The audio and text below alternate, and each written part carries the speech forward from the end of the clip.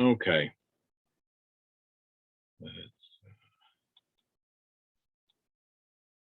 So welcome everybody to another random walk down Mill Street.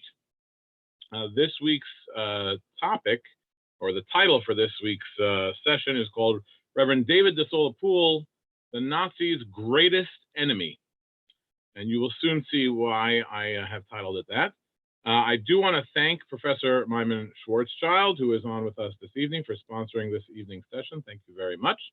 And let's get started. This Yom HaShoah this is already the evening afterwards, but this topic is a Yom HaShoah themed topic. So let's go right into it. The background for this is that my function in the synagogue, I have a lot of different roles. One of them is that I manage our archives, and our archives are stored. Used to be in the synagogue. They're stored in a art facility in New Jersey, art storage facility. A climate-controlled, humidity-controlled storage warehouse that's in Newark, New Jersey, in the middle of nowhere. And it means that our items are safe, but a little bit inaccessible. But from time to time, scholars come and want to research something or another that's in the archives. Last October, someone came from Israel, a professor from Israel came who was studying and researching Chaim Hershenson. Chaim Hershenson, we could do other entire sessions, maybe multiple sessions about. He's a very famous rabbi. He's famous for a lot of reasons, but today he's mostly known for his work called Malki Bakodesh, which is Sheilot Utshuvot, or essays all about the halachot of Eretz Israel. And he was answering questions about halacha that applies in Eretz Israel, very, very Zionistic things that rabbis had not dealt with or thought about in the entire Galut era until the modern era. And he's writing in the 20s and the 30s and earlier in the teens. So that's Chaim Hershenson. So he's an interesting character. And his daughter, one of his daughters, he had several famous daughters. One of them was Tamar Desola Poole. In our family, we knew her as Tamar, who was the wife of our minister, Reverend Dr. David Desola Poole. And so Hershenson was Dr. Poole's father-in-law, was Tamar's father. They had a relationship, and his papers, his personal papers, Chaim Hershenson's personal papers, are in our archives. So I went there. Now, the good thing about our archives is that everything is there. The bad thing about our archives is, except for the old material that's been well trodden by scholars, most of it is not organized in any real way. We don't have an archivist. The stuff that's really well organized or very easily accessible is material related to the 18th century congregation, which as scholars love to talk about and love to see. But most of the 19th and 20th century material has not been looked at by anybody. And the papers of Chaim Hershenson have never been looked at by anybody. And I can tell you why. Because they are just in folders, in boxes, in bigger boxes, with all the personal papers of David and Tamar Desola Poole. And there's no finding aid. There's no organizational system. You open a box, you open a sub box, you rifle through the folders, and you see what you find. And I'm just showing you that one of the folders that I found while we were looking for material about Chaim Hershenson, this was 2 days in October. One day we happened to find, every time you go to the archives, you find crazy, interesting, amazing things, unusual things. And there was a folder that had clippings, like if you were, if you were in the newspaper, you might save the copy that you were in. So there was a folder with clippings, and it was, and I'll show you some of the things that were in this folder. An article about a painting, a portrait that was done of Dr. Poole, that's the one on the right. An article about a dinner celebrating Rabbi Hershenson's 80th birthday, that's the one on the left. And I think I'm going to use this in another class, so we're not going to get too much into it. In the center is an article from May 28th, 1920, from a newspaper or a magazine called New Palestine, which was for the restoration and building of a Jewish Palestine, 1920. And it's talking about riots that occurred in Jerusalem while Dr. Poole was working at the Balfour Commission, and he was apparently saved some people. So we'll talk about that another time. But that's the type of thing that was in this clippings folder, newspaper articles about Dr. Poole and his family. Now, among those articles, I came across the following.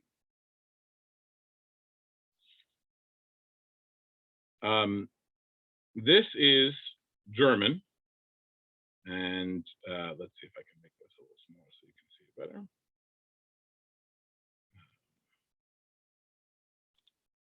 Oh, no, didn't mean to do that. Okay, there we go.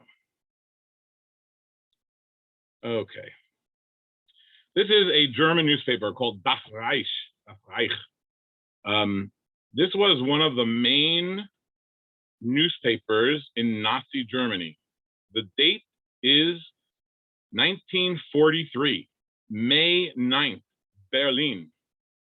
This is the May 9th edition of Das Reich, one of the main Nazi propaganda newspapers, one of the most famous ones because it had a lot of good writers and newspaper men, editors and writers who later, after the war, went on to careers in German media, newspaper people who were quite accomplished.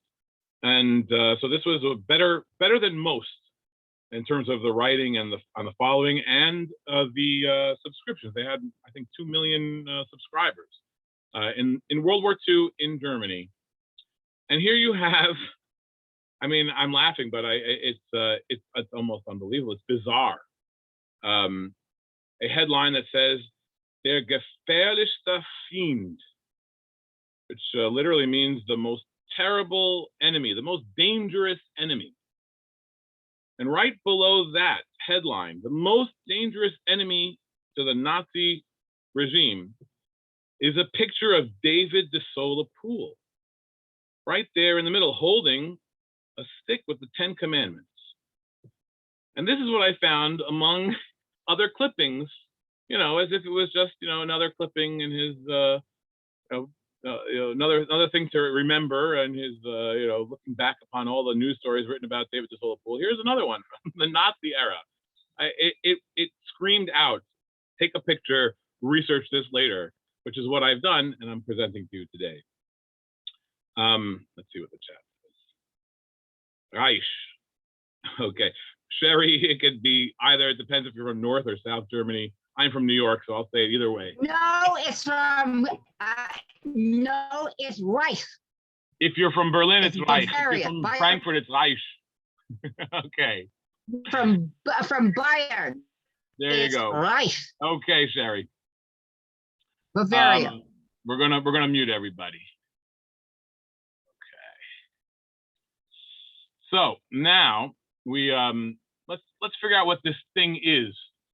It just calls out for what is going on here. Why is Dr. Poole's picture prominently on the front page of the main Nazi newspaper in Berlin in 1943 under the title "The Most Terrible, the Most Dangerous Enemy"? So let's take a look. So underneath, I did a close-up of the picture, and you can see underneath what it says under the caption underneath the picture. And I transcribed it on the left in German, and I translated it on the right. We'll just read the English. The caption says, "Es wird unsere Sache sein." It will be our thing. It will be our cause. And then there's a little quote. "Organizing the moral and economic blockade of Germany and dividing this nation into four, quartering Germany, is our object to finally force a war without mercy." And that's a quote from some French writer in 1938. I guess an anti-Nazi. I don't even know. I don't know anything about that part. I didn't research. I don't know who Bernard Lecachet is.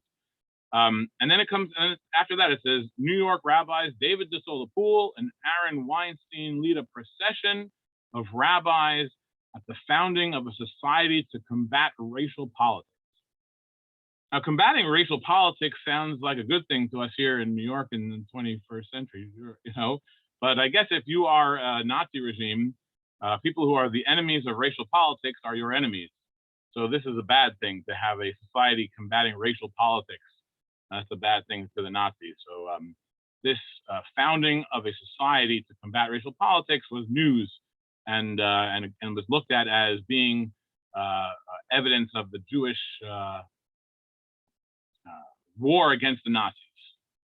Now, this is the middle of World War II. It's 1943.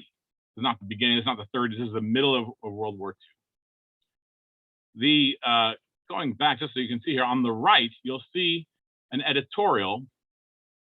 It says Der Krieg und die Juden, the war and the Jews. And the author of this editorial was Reichsminister Dr. Goebbels, Joseph Goebbels, the propaganda minister of the Nazi regime.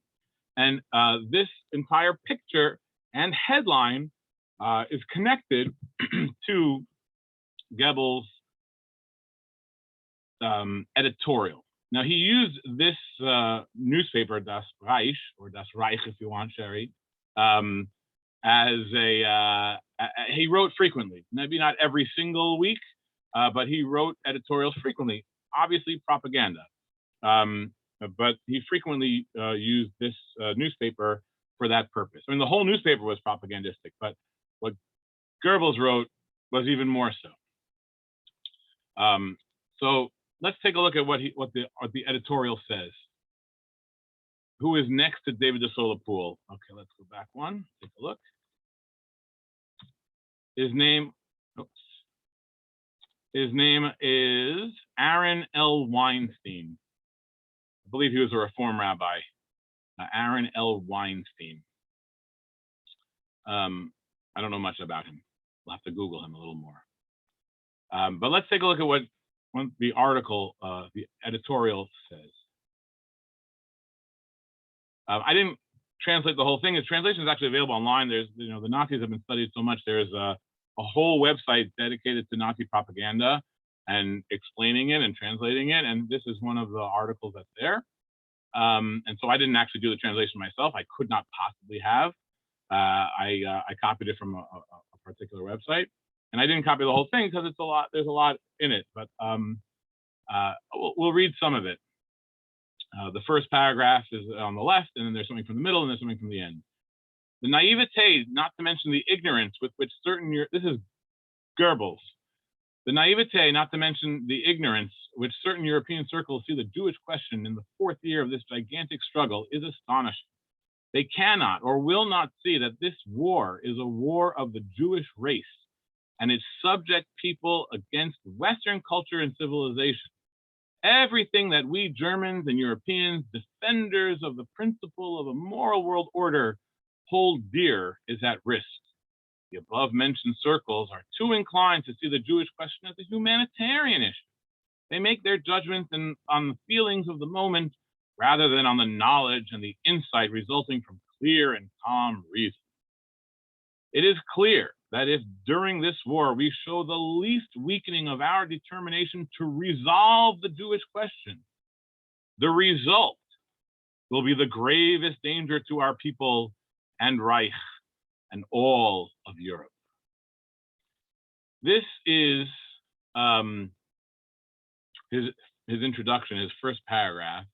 And basically what he's saying is some people, they think that the Germans are wrong to have a race war. But no, really, that's really it's not a war about other things. It's about the Jewish people and their attempt to take over Western culture from the good Germans. Then he says, our state security requires that we take whatever measures seem necessary to protect the German community from their threat. That leads to some difficult decisions, but they are unavoidable if we are to deal with the threat. This war is a racial war. None of the Führer's prophetic words has come so inevitably true as his prediction that if Jewry succeeded in provoking a second world war, the result would be not the destruction of the Aryan race, but rather the wiping out of the Jewish race. This process is of vast importance and will have unforeseeable consequences that will require time. but it can no longer be halted. It must only be guided in the right direction. And then at the end, it says, the Jews laughed in Germany when they first saw us. They are not laughing any longer. They chose to wage war against us, but that war is turning against them. When they planned a war to destroy the German nation, they signed their own death warrant. Now, I want you to realize that this is incredibly significant because, I mean, we know, and there has been a lot of research done, that people could not have been ignorant of the Holocaust. They couldn't. They would have to be willfully ignoring what's going around them in order to not know that the Germans were annihilating the Jewish people. But this is more than that. This is a moral explanation for the final solution in the middle of the war, published as an editorial for the public to see. There's no hiding here. This is May 1943, the final solution. The killing of people in small groups and then in larger groups and in concentration camps and in death camps has already begun. In the Wannsee Conference is a year old already, more than a year old, by May 1943. But this is not an article. This is not people didn't point to this. In fact, this wasn't even published or translated until very recently. And I saw online doing a little research that this an author, a scholar who was writing about this editorial was asking the question, how could anybody who dealt with this newspaper or who read this newspaper claim not to have known about the Holocaust? It's right here in black and white, written by Goebbels in a moral defense of what's going on. Anyway, that is what's going on. So that's what this article is. Now, let's go back to the headline. Now, put it in context, the greatest enemy is the Jewish race. There's a race war going on. This is the Nazi thinking, and this is what is behind the editorial. This is the reason for it. And they chose this picture to show the enemy of the German people, and it's David Desola Poole. David Desola Poole is the most dangerous enemy, if you can believe it. And apparently this picture is from some kind of anti-racial politics convention of rabbis, organization of rabbis. So that's what we got here. Now, I was trying to figure out, where does this picture come from? What is this thing? Just what is this? I wouldn't mind if there was a organization against racial politics, but was there? Let's find out. So the picture comes from the New York Daily News, May 3rd, 1935, right there on the bottom. You might see it's a little different than the one that was published in the Nazi paper in 1943. There's more people in the picture. There are more symbols in the picture. Let's take a look at that a little closer. Here is the picture in its original form as it was published in the New York Daily News in 1935 with the subtitle, with the caption, Peace on Earth. Reverend Lawrence P. Hosey, that's this gentleman here, Rabbi David Desola Poole, and Rabbi Aaron Weinstein opened services conducted by 200 Christian and Jewish ministers at Riverside Church. So immediately we know that the picture does not come from the Organization of Jewish Rabbis Against the Racial War in Germany. It comes from 1935 at a peace protest of Christian and Jewish ministers. And in fact, this event made the news, not just the New York Daily News, but many newspapers. And here we have the articles from the New York Times on the left and the B'nai B'rith Messenger, which is in Los Angeles, on the right. I'm going to read the B'nai B'rith Messenger first because it's a little shorter, but maybe we'll read both of them. I don't know. Three faiths join in peace meet. Symbols of Christianity and Judaism carried side by side. New York. Perhaps for the first time in history, the three emblems of Christianity and Judaism, the cross of Christ, the tablets of the law, and the Star of David, were carried side by side as 240 Christian and Jewish ministers joined in a united service in the Riverside Church, pledging themselves to renounce war. The symbols of the two great religions were carried in the processional as the ministers entered the church. Rabbi David Desola Poole of the Spanish-Portuguese Synagogue carried tablets of the law. Rabbi Aaron Weinstein carried the Star of David, and Reverend Lawrence T. Hosey carried the cross of Christ. The congregation of nearly 1,000 people was led in a denunciation of war and in a pledge of non-cooperation in the event of another war by Rabbi William Rosenblum of Temple Israel, Reverend Dr. Alan Knight Chalmers of Broadway Tabernacle Congregational Church, Reverend Dr. Russell Bowie of Grace Protestant Episcopal Church, and the Reverend Dr. Robert Searle, General Secretary of the Greater New York Federation of Churches, all of whom are war veterans. War veterans in 1935 means World War I. The feature of the service was the recitation of the following covenant of peace. And here's a quote. In loyalty to God, I believe that the way of true religion cannot be reconciled with the way of war.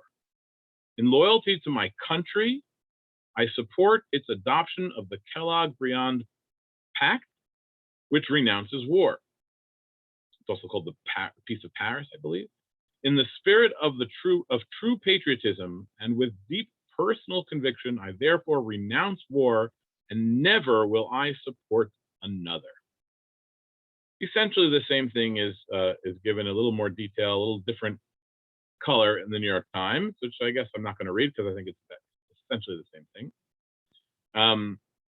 But what is the Kellogg-Briand Pact? That is, people may think of it nowadays as something naive, but that after World War I in the 1920s or maybe the early 1930s, I think in the 1920s, there was an effort to say that nations will no longer resolve their differences through war. And so America and Germany and France and many countries signed this pact, which said that we will, when we have a dispute, we're not going to resort to war to resolve it. And it was signed in front of the League of Nations, but there's no enforcement. It's not a real, technically I think it's still enforced, but there's no actual way of enforcing it. So historians are divided about whether it was a good thing or not, or was it a naive thing? Did it have any effect or not? There's debate on that, but it certainly was a moral call to end war. Pacifism. And here in the 30s, with the rise of Nazism definitely on their minds, and more likely, I think, militarism. There's starting to be a little bit of military build up in the 30s. These rabbis and church ministers got together and said, we're going to support peace. We don't want to have another world war. We want peace. That is what Dr. Poole was doing in 1935. And that picture is what the Nazis took. But you'll see that they doctored the photo. First and foremost, the most obvious is they cut out the Christian part, which made it Jewish. And they did so, really carefully. You can see where the cross is. That they just this tiny little white spot is the only bit of the cross that you can see. And they did something else. They doctored the photo to emphasize people's noses. Dr. Poole's nose, this rabbi's nose, everyone's noses have been sort of altered a little bit to make them a little more prominent, just subtly. I also think, and can't tell if they made the Hebrew lettering more prominent. I think they did, and some of it looks backwards, but not all of it. So it's a little, I don't really know what they did here exactly, but they definitely did something. And most importantly, they made up completely for propaganda purposes what this picture was of. It had nothing to do. In fact, looking back, when when the only way to stop the Nazis was war, this peace conference seems naive itself. I don't ever want to call for peace to be naive, but it certainly seems that way. It seems Chamberlain-esque, peace in our time. We're going to pray and that'll solve our problem. Unfortunately, it didn't work. But the Nazis didn't care about that. They used Dr. Poole as making him into a warmonger against the Nazis. Some people would be proud of that. I don't know. But yeah, that's what I found in the archives for you. The Nazis' greatest enemy, Dr. David Desola Poole, 1943. With that, I'm going to conclude. But before we conclude, it is now time to count the Omer. And so I'm going to do so. If you haven't yet done so, you can do so along with me. I can't motzi you through the internet, so you'll have to say the words yourself, or say the blessings yourself. But you can do so as I do it if you wish. Baruch atah Adonai Eloheinu melech haolam asher kedishanu b'mitzvotav v'tzivanu al sefirat haomer hayom shoshat nasar yom laomer shehem shavuan echad v'shisha yamim harachaman yachazir avodat beit hamikdash temkoma b'mhera b'yameinu lam naseach b'nginot mizmor shir Elohim yichonenu v'yibarechenu Ya'er panav v'yitanu selach l'sa'at ba'aretz darkecha b'chol goyim yeshungatecha yoducha amim Elohim Yoducha amim kulam yismechu v'ranenu le'umim ki tishpot amim yishor u'umim ba'aretz lanchem sela yoducha amim Elohim Yoducha amim kulam eretz natena Yebulam, Yebarechenu, Elohim, Eloheinu, Yebarechenu, Elohim, Ve'yireu oto kol afsei arez. If you're wondering, I am going to do that at the end of every session during the Gomer. Just letting you know, I will do that next week and the week after until we get to Shavuot. I'm going to stop the share here and allow you to speak. And I'm also going to end the recording. Let's see how I do that.